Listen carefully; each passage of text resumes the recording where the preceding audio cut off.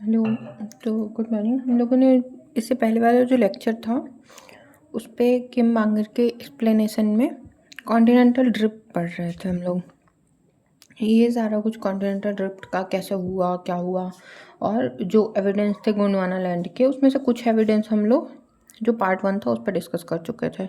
ये हमारा continental drift का पार्ट 2 होने वाला है। तो हम लोग इसके बाद में पार्ट 2 डिस्कस करते हैं। आई थिंक आप लोगों ने पार्ट 1 पहले देख लिया होगा। अगर नहीं देखा तो ये वाला लेक्चर देखने के पहले पार्ट 1 देख लेना, ताकि कॉन्टिनेंटल ड्रिफ्ट क्या होता है, कैसे वर्क करता है, वो सारी चीज़ें आपको समझ में आ जाएं। ओके, कि हम एविडेंस दे किस चीज़ के लिए रहे हैं। इसके बाद हम अपन शुरू करते हैं कॉन्टिनेंटल ड्रिफ्ट का पार्ट 2, जिसमें हमें ग्लॉसोप्टेरिस फ्लोरा से स्टार्ट करना था। जो इसके आगे के 3 कॉन्सेप्ट थे, 3 एविडेंस थे, वो हम लोगों ने पहले ही डिस्कस कर लिए थे। Okay, so let's start. Glossopteris flora. The remains of Glossopteris flora occurs in the rock belt of the Gondwana series in the South America, India, Australia, and Antarctica. These flora reach their maximum development in the Permo-Carboniferous period. The nature of their species distribution can only be explained if all the southern continents were joined together.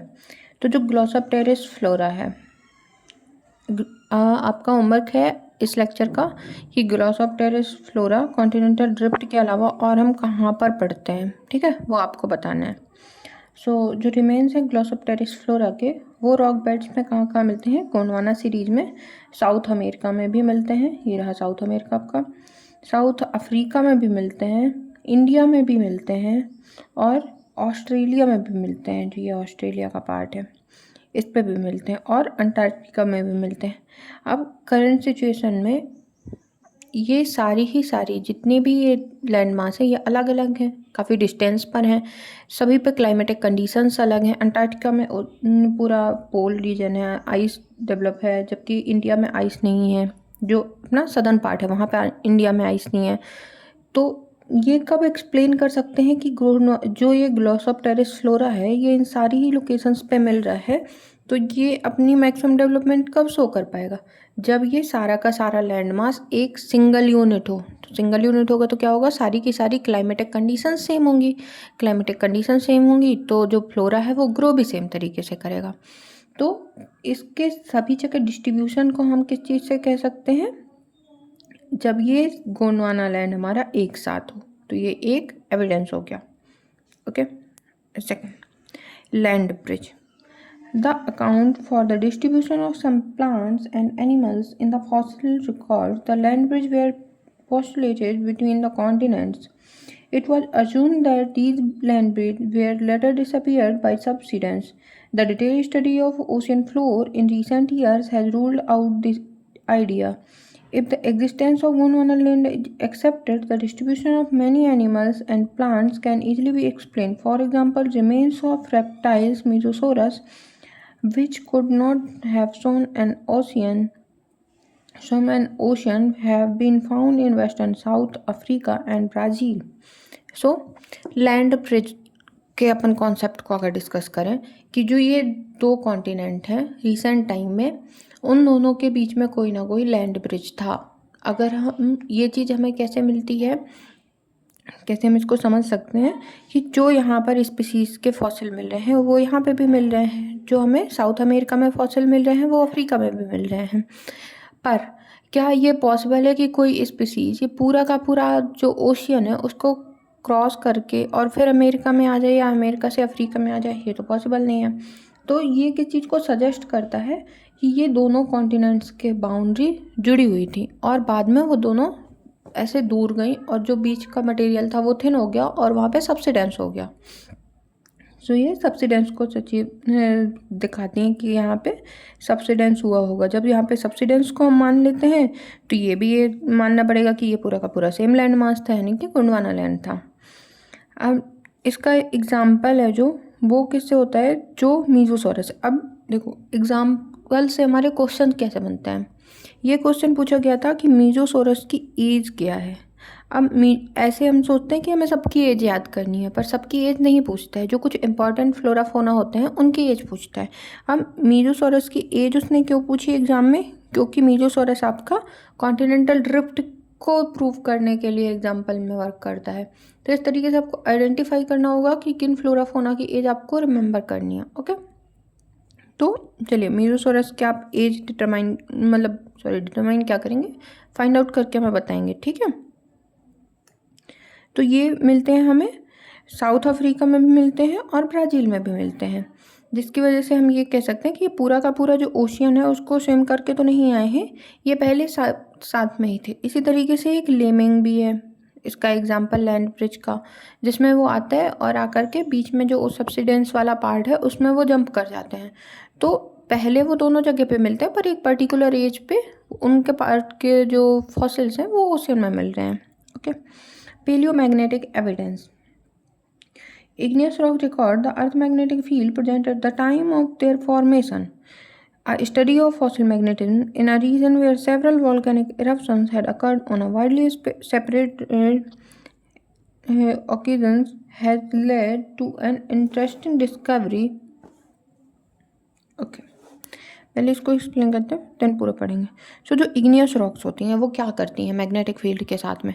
मान लीजिए ये आपका कोई hot spot है, यहाँ पे इससे बाहर निकल रहा है मैग्मा।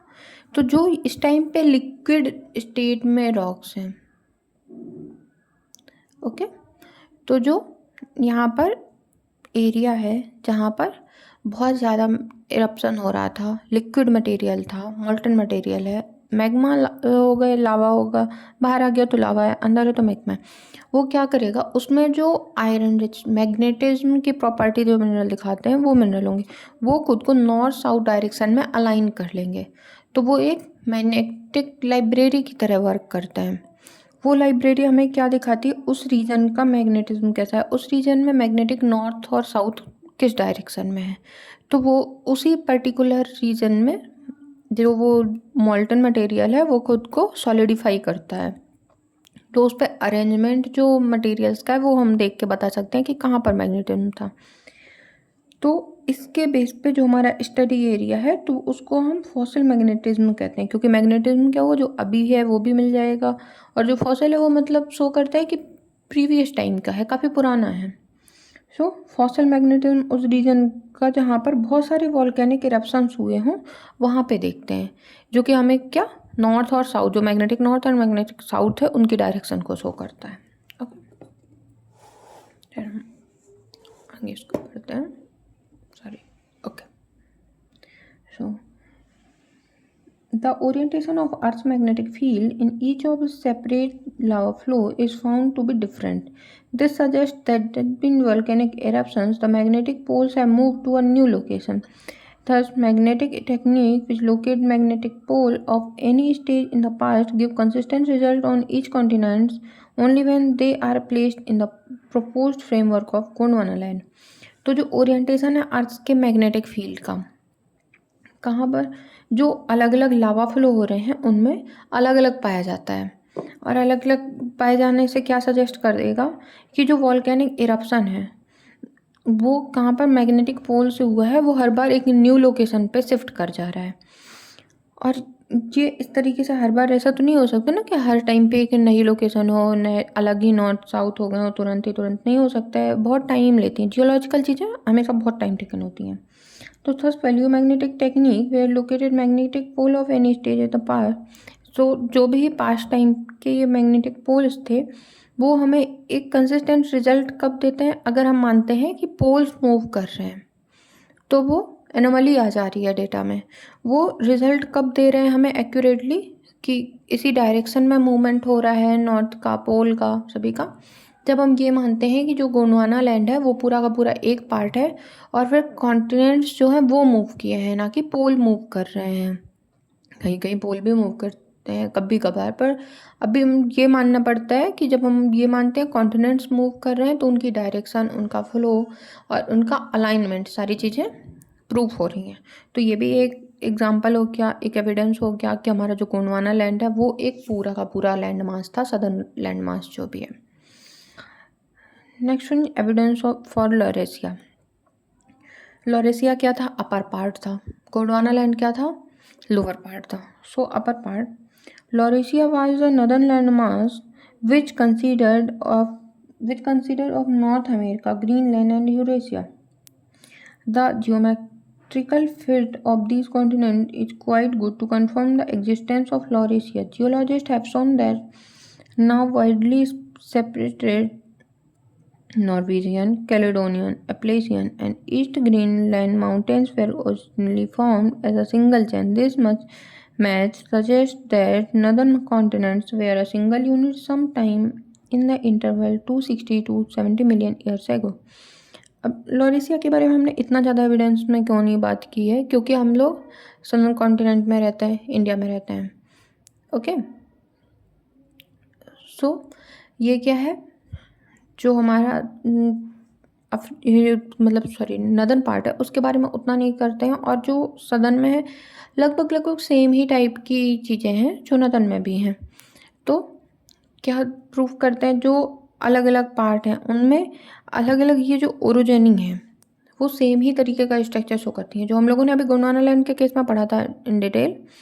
तो क्या क्या कौन कौन सी नॉर्वेजियन, कैलेडोनियन, एप्लेशियन और ईस्ट ग्रीनलैंड माउंटेन्स, ये सारे के सारे सिंगल चेन में फॉर्म करते हैं। और जो इनका जियोमेट्रिकल फिट है, जो इनका स्लोप के टाइम पे कॉन्टिनेंटल स्लोप अगर हम लोग एक साथ मर्ज करते हैं तो एक परफेक्टली पजल हमारा सॉल्व हो जाता है। जैसे पजल सॉल्व करते हैं ना, वैसे ही इनकी जो बाउंड्रीज हैं उनको फिट करो तो एक पजल से सॉल्व हो करके और आपको एक सॉलिड लैंड मास देगा। और ये कब हुआ था? 260 to 70 मिलियन ईयर्स एगो में। ओके, सो यहाँ पे आपका कॉन्टिनेंटल ड्रिफ्ट कंप्लीट होता है। ये position of India and breakup of Pangaea, ये आप अपने से पढ़ोगे, इसमें कुछ नहीं है, इसमें सिर्फ वही बताया गया जो अभी हम लोगों ने कॉन्टिनेंटल ड्रिफ्ट में 2 लेक्चर्स में डिस्कस किया है, तो वही सारा कुछ है। और आपको इसके आगे जो नेक्स्ट लेक्चर होगा वो होगा प्लेट टेक्टोनिक से, जो ये वाला पार्ट है प्लेट टेक्टोनिक, उससे स्टार्ट करते हैं हम पढ़ना। तब तक आपका होमवर्क यही है कि ये दोनों टॉपिक, पोजीशन ऑफ इंडिया और जो ड्रिफ्ट का है कि किस तरीके से पेंजिया ब्रेकअप हुआ है, वो पढ़ना है। और अगर नहीं समझ आता है आपको तो सीधे ग्रुप पे मैसेज कर देना या फेस पे ही बता देना, तो उससे हम क्या कर सकते हैं, फिर से इसको हम पॉइंट बाय पॉइंट एक्सप्लेन कर देंगे। Okay, so thank you very much.